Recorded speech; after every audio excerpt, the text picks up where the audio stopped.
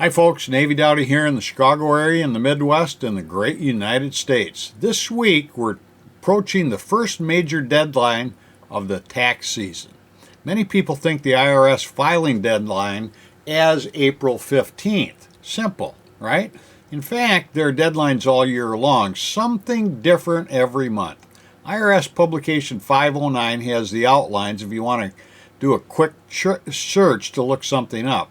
If you're in certain industries, you likely know that you have different deadlines, like farmers and fishermen, who have not paid their estimated tax by January 15th and must file by March 1st. That's now. The deadline for pass-through business entities is March 15th. If you think about it, that deadline makes sense, since an S-Corp and partnership return is prepared so that the K-1 from the entity can be issued to the owners with enough time for them to use that document to prepare and file their own 1040 form by April filing deadline. And this year, April 18th or 19th for those lucky enough to live in Maine or Massachusetts. If you have a C corporation, which is not a pass-through tax structure, your deadline is also April 18th or 19th, as there is no K-1 and the tax is due from the entity and not from the owners as individuals. So, if you're an S corporation or partnership, you have now less than a couple of weeks to file. What if you're not ready? The IRS allows the filing deadline for these returns to be extended. By requesting an extension, you're allowed an extra 6 months until September 15th to file, but that is a final deadline.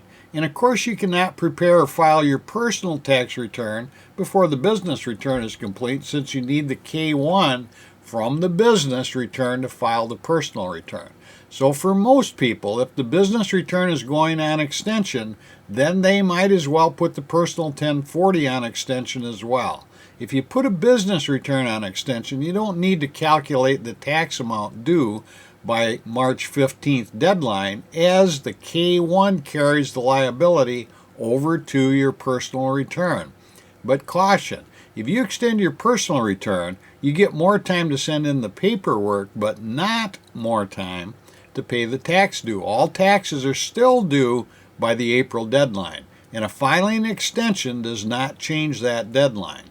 The IRS, it seems, doesn't so much care about all the paperwork that we create in our complex lives giving to them by the first deadline, but they sure care about the money arriving in time. So get working on your tax returns and get with your tax planner as soon as you can. I'm Navy Dowdy, and remember, financial fitness can be beneficial to your wealth.